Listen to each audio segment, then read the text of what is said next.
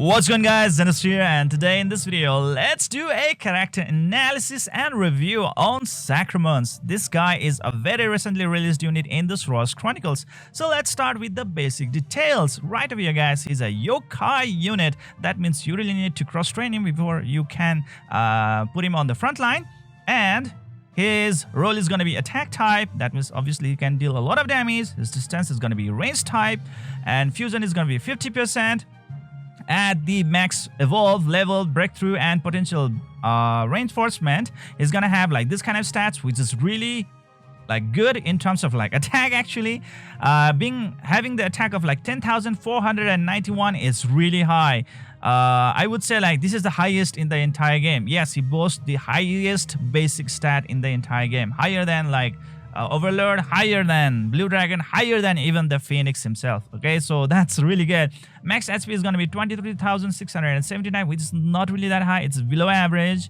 Defense is going to be 1,047, which is also below average. So he's actually going to be a very squishy unit when it comes to the physical damage. All right, so make sure that he doesn't get involved with a melee type physical damage dealing opponent 1 versus 1. Okay, one-on-one. All right, and his magic resistance is going to be 1286, which is really good actually. That's a lot of magical resistance going on. That means like he can really tank a lot of magical damage incoming towards him. So yeah, try to really maintain the distance from your opponents, and if any sort of magical type of attack, flying attack actually, or projectile type of attack really comes to you, then you can really tank that well as well. Okay, now let's get started with this skill preview guys. First of all, let's start with this basic auto attack right over there guys. What it says that like it attacks up to 3 enemies. Okay, that's really good, and it's a magic type of attack. So if you actually move near, you can see that like this guy right over here can deal the damage up to like 3 enemies at a time. Okay, right over there. But if you are like away, you will be dealing damage to only 1 unit at a time. Okay, so there we go. That's the thing right out there. Very basic, right? The next thing is gonna be his first main skill. Okay, it's known as the Death Rift. What happens with it is that it's a magical type of attack damage or skill that creates Death Rift in the front range and deals damage to all enemies in range with a total of 19,178 attack for 8 seconds. Wow, that's actually a lot. Okay, that's a lot of attack.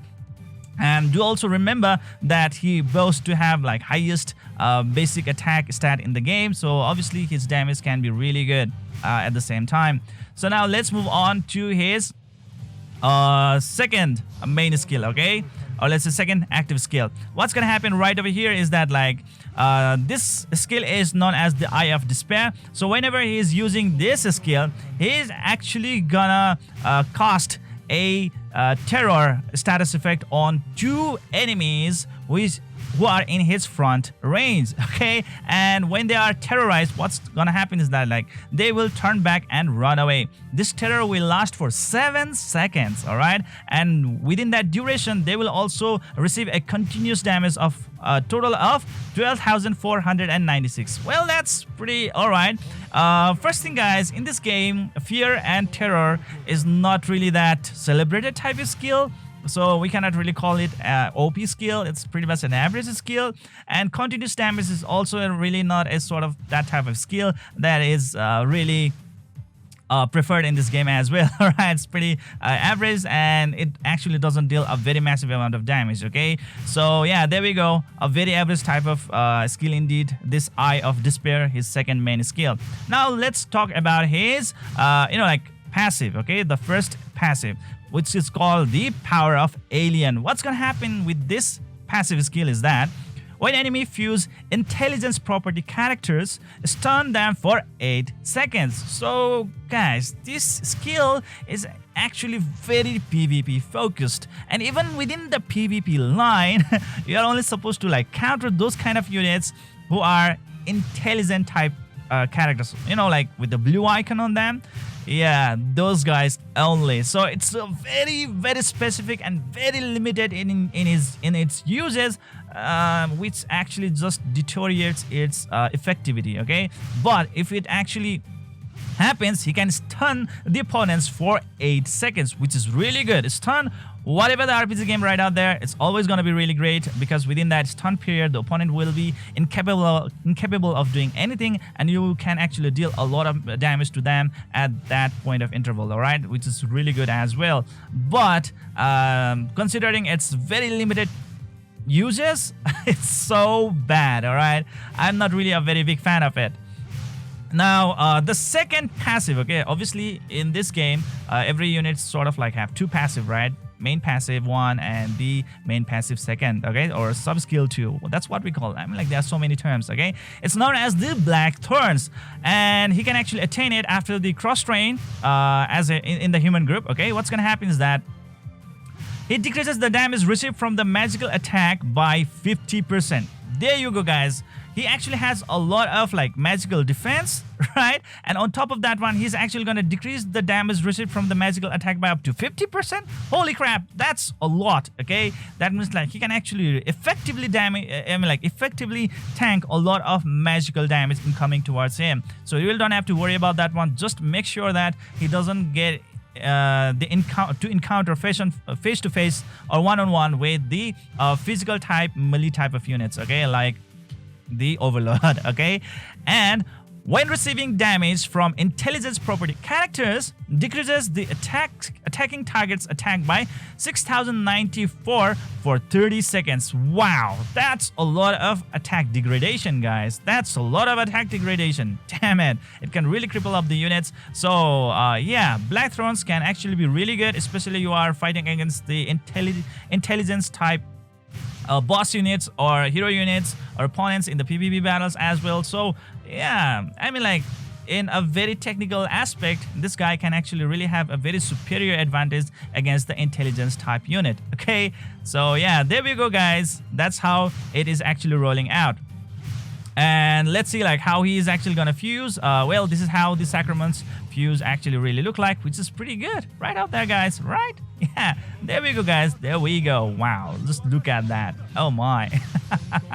So my basic analysis is that, like, you know, like, his first skill is really good, and you know, like, a sort of like a mini AoE type of skill, whereas his main skill number 1 is like, all right, I mean, like, it actually deals a very good amount of damage and a very good crowd control stuff indeed, but it does not provide him any sort of like attack boost or any sort of like other utilities. It's just a plain attack damage output, okay. That's all there is to it, which is like plain, flat, and tasteless, okay. So I'm not really a very big fan of that one.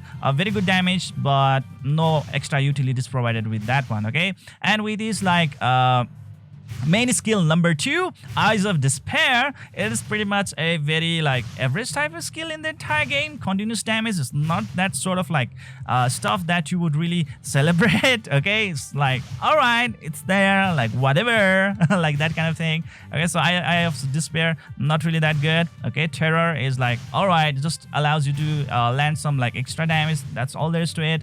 People really do not consider it as a very like awesome type of skill. Whereas for the Power of Alien, his sub skill number 1, which is a passive, he can actually fuse. I mean, like, whenever the intelligence property characters fuse, he is gonna stun them for like 8 seconds, which is really good, but it's very limited in its uses. Obviously, it's not gonna be really that effective in the PvE contents, only in the PvP contents. And even in the PvP contents, you have to like, you are only supposed to like counter the intelligence property type of units. So yeah, I mean, like, it's like, it's very limited, okay. It's very limited, though it's good, it's very limited.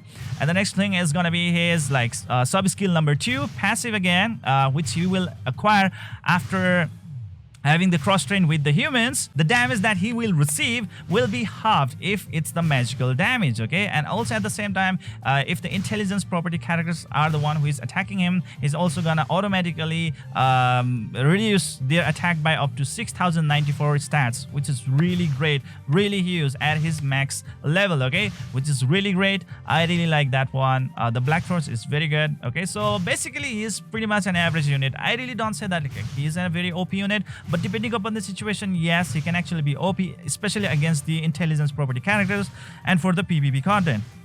Okay, but yeah, he can easily be counter as well. If you really see that like this kind of guy is actually coming out, then you can easily do counter.